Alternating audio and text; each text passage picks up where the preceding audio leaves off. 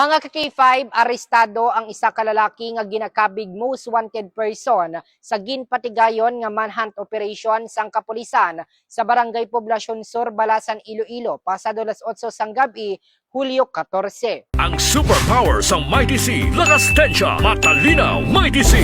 Ginkilala ang arestado kay alias Nunong, 46 anyos, mekaniko, kasado, kag residente sang Banwa sang istansya. Nadakpan si alias Nunong pinaagi sa warrant of arrest nga gin-issue sang Regional Trial Court o kon RTC, Branch 71 sa Barotac Vejo, Iloilo. Ang warrant may kaangtanan sa mga kaso nga paglapas sa Comprehensive Dangerous Rucksack of 2002 kag illegal possession of firearms and ammunition.